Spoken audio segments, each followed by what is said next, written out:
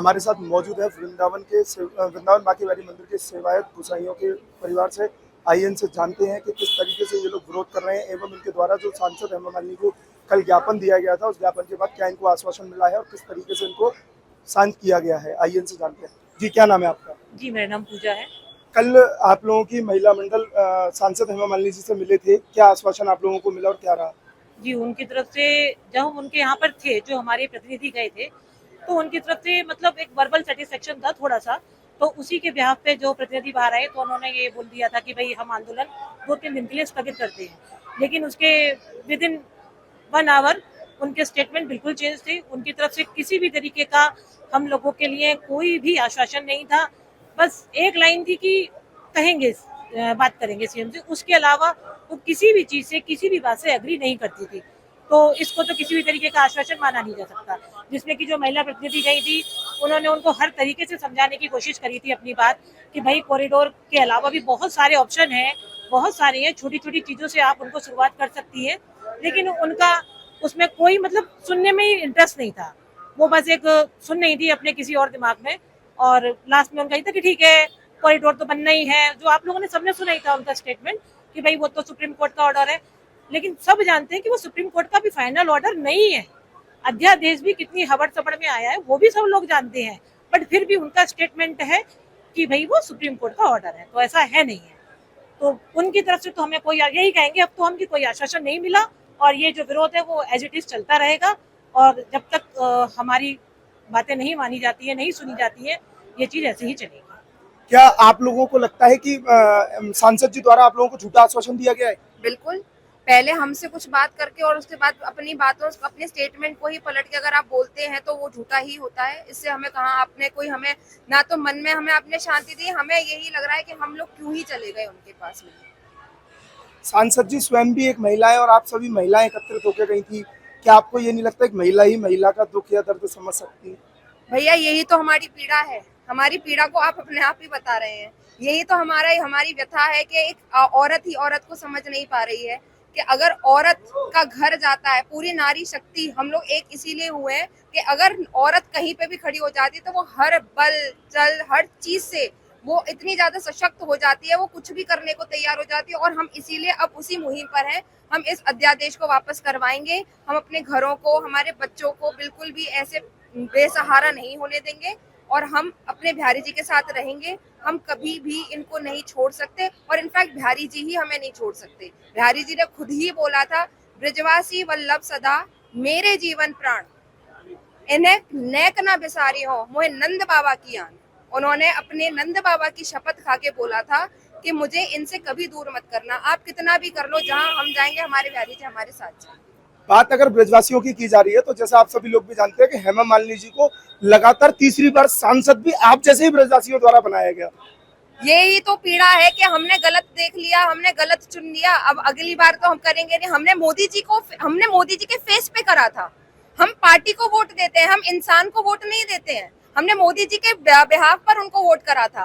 क्या वृंदावन का सबसे दुर्भाग्य यही है कि आप लोग पार्टी को देख के वोट दे देते हैं, व्यक्ति को नहीं देखते हैं? यही दुर्भाग्य है, बहुत बड़ा दुर्भाग्य। और अब हमारी सबकी आंखें चलो अब खुल गई तो अभी सही, अब आगे से जब जागो तभी सवेरा।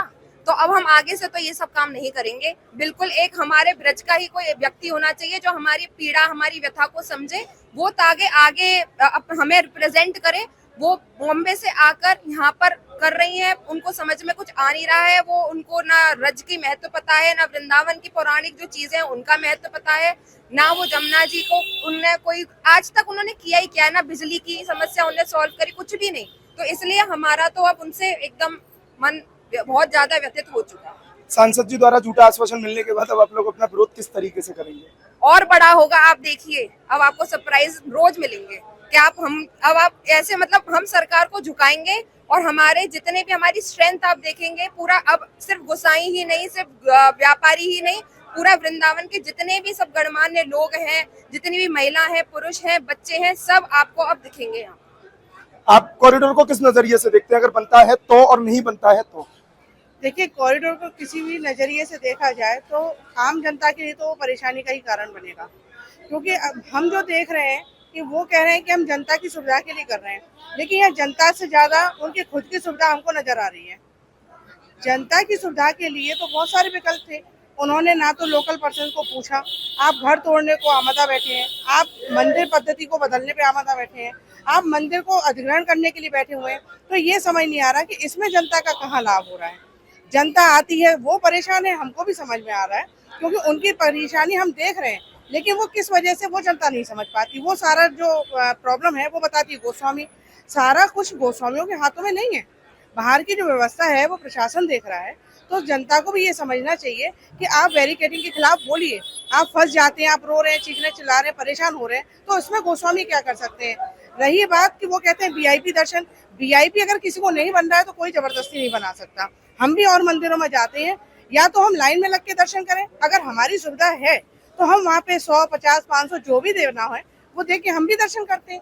आज हम यहाँ के लिए गोस्वामी है, लेकिन दूसरी जगह के लिए हम भी दर्शनार्थी होते हैं। तो हर जगह का ये विकल्प नहीं है कि कहीं भी परेशानी है तो आप कॉरिडोर बना दें। क्या ऐसा मानना चाहिए कि कॉरिडोर बनाने से पहले शासन प्रशासन को गोसाइयों से एवं ब्रजवासियों से राय लेनी चाहिए? बिल्कुल लेनी चाहिए, बिल्कुल। जिनके घर आसपास हैं, हजार कई पुश्तें निकल गई हमारे यहाँ सेवा करते हुए, यहाँ सबके घर परिवार है। क्या सरकार घर तोड़ने के बाद मुआवजा दे देगी? चलिए, मंदिर अधिग्रहण करने के बाद मुआवजा दे देगी, लेकिन ये बताइए कि वो लोग जो बेरोजगार हो जाएंगे इस अधेड़ उम्र में, क्या वो सरकार रोजगार दे पाएगी?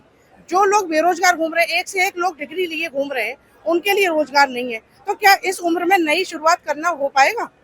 आप खुद बताइए कि किस तरीके से सरकार सोच के बैठी है कि हम सब कुछ ले लें और इनको बाहर निकाल के खड़ा कर दें, तो कैसे हो पाएगा? भैया कॉरिडोर तो सिर्फ एक बहाना है, इनको सिर्फ और सिर्फ मंदिर का पैसा खाना है। पहले के जमाने में जब इतनी भीड़ नहीं आती थी, कुछ भी नहीं होता था, तब कौन करता था ठाकुर जी की सेवा पूजा? आज इतनी भीड़ को देख के इनकी नीयत खराब हो गई, इनकी आंखें चौंधरा रही हैं। तब हम ही ठाकुर जी की पूजा करते थे, हम ही सेवा, हमें पता है पद्धति क्या है, हम ही हर चीज करते थे। तब इन लोगों का, तब ये लोग कहाँ थे? आप बताइए मुझे। चलिए, अगर सरकार द्वारा ये मान लिया जाए कि कॉरिडोर बनाया जाएगा तो आप लोग किस लेवल तक विरोध करेंगे और क्या आपका आखिरी फैसला रहेगा? भैया विरोध तो हम तो अपने प्राण दे देंगे, जहाँ हम रहेंगे वहीं हमारे बिहारी जी रहेंगे। पलायन तक की बात हमारे पुरुष समाज बोल ही चुका है, जहाँ हम जाएंगे वहाँ अपने ठाकुर जी को लेके ही जाएंगे। ये हमारा निजी मंदिर है, हमारे ठाकुर जी हैं, स्वामी जी महाराज से हमें ही प्राप्त हुए हैं, हमने ही 500 साल से इनकी सेवा करी है, हमने लाड़ लड़ाया है, और इनको लाड़ हमारे जैसा कोई और लड़ा भी नहीं सकता। तो हम ही लाड़ लड़ाएंगे, जहाँ जाएंगे लेके जाएंगे, नहीं तो इनके पास रहेंगे। और अब तो ठाकुर जी पे छोड़ दिया भैया, यहाँ तो ब्रजवासियों को बचाने के लिए गिरिराज जी उठाएंगे, या फिर पलायन करेंगे। द्वारिका लेके गए थे, द्वारिका चले जाएंगे, या तो गिरिराज उठा लेगा ठाकुर हमारा, या फिर पलायन करवाएगा, जो करवाएगा इसकी इच्छा।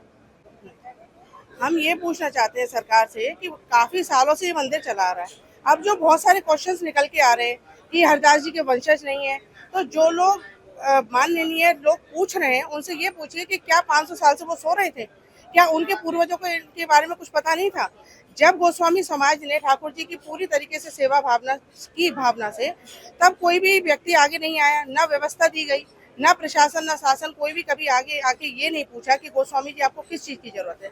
आज जहाँ सुई की जरूरत है वहाँ वो तलवार क्यों उठा रहे हैं? पहले आप बैठिए, समझिए, उस चीज का सॉल्यूशन तो बहुत तरीके से है। जनता परेशान हो रही है तो उस जनता के सॉल्यूशन के लिए आप इतना बड़ा कॉरिडोर बनाने के लिए तैयार हैं, लेकिन हम लोग जो यहाँ पर स्थानीय लोग हैं उनकी प्रथा सुनने के लिए कोई भी तैयार नहीं है, उनकी पीड़ा समझने के लिए कोई भी तैयार नहीं है।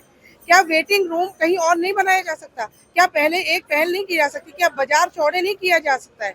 आप 500 करोड़ खर्च करने पे ही क्यों तुले हुए हैं? जब 100-125 करोड़ से काम चल सकता है तो आप क्यों इस चीज पे प्रेशर डाल रहे हैं?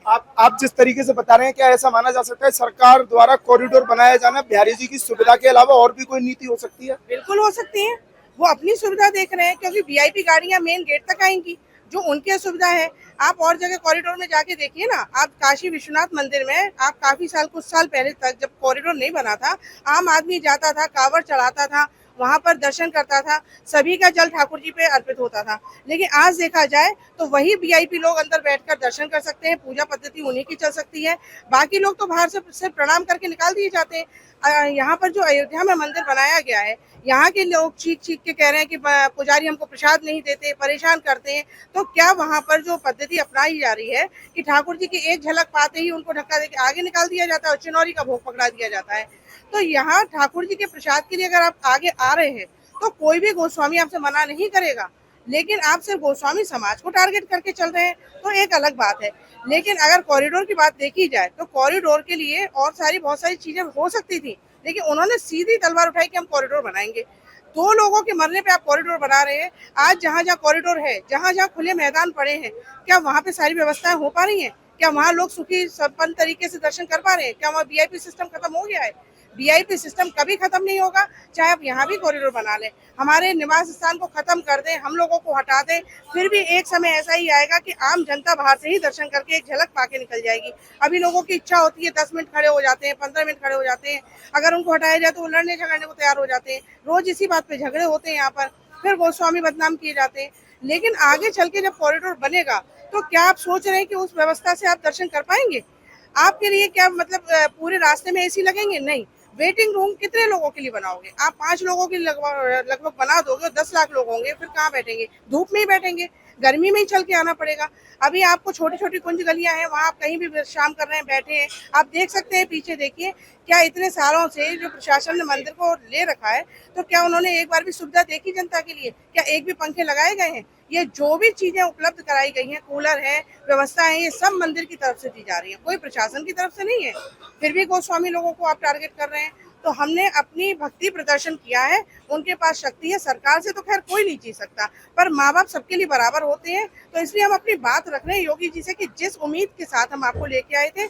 आपने एक क्वेश्चन पूछा कि हेमा मालिनी जी को हमारे यहाँ से कोई भी एक वोट नहीं देता। उन्होंने ऐसा कोई काम नहीं किया, एक अपनत्व नहीं दिखाया, एक नारी होने का फर्ज नहीं निभाया कि वो आगे आके इतने दिनों से जो विरोध चल रहा है, क्या वो एक बार भी आती तो क्या ऐसी परेशानी थी उनके लिए जो वो आगे आना नहीं चाहती? वो आ सकती थी, हमसे मिल सकती थी, लेकिन वो नहीं आई। तो हमारी तरफ से कोई वोट नहीं जाता। हम जो भी वोट दिए हैं वो मोदी जी और योगी जी के फेस पे दिया है। हमने उनको प्रतिनिधित्व करना है, हमने बहुत पहले छोड़ दिया कि वो हमारी प्रतिनिधि है। हम उम्मीद ही नहीं कर सकते उनसे। उन्होंने ये साबित भी कर दिया, अब तो खुलेआम साबित कर दिया। वो किसी तरीके से हमारे समर्थन में नहीं है। तो हम जो है सारी गुहार जो लगा रहे हैं वो सब ठाकुर जी के आगे लगा रहे हैं। बाकी जो होगा, जो हमारे साथ होगा, सब ठाकुर जी अच्छा ही करेंगे और सबका सद्बुद्धि दें। जो हम लोगों के खिलाफ बोल रहे हैं उनको भी देखना चाहिए कि आज वही परेशानी उनके साथ होगी तो उनके घर की महिलाएं भी बाहर आएंगी, वो पूरा परिवार साथ होगा। तो एक हम भी परिवार हैं, आज अपना विरोध रख रहे हैं। ठाकुर जी सुनते हैं नहीं सुनते हैं, ये उनकी मर्जी है। तो जैसा कि आप लोगों ने देखा कि बिहारी जी मंदिर में विरोध कर रही महिलाओं के द्वारा अब सारी चीजें बिहारी जी के ऊपर ही सौंप दी गई है। जो होगा वो बिहारी जी मालिक है और इनका विरोध इसी तरह चलता रहेगा। शासन प्रशासन अगर जबरदस्ती कॉरिडोर बनाएगा तो ये लोग बिहारी जी को लेके पलायन करेंगे या अपनी शरीर के आत्मदाह करने के लिए भी तैयार हैं।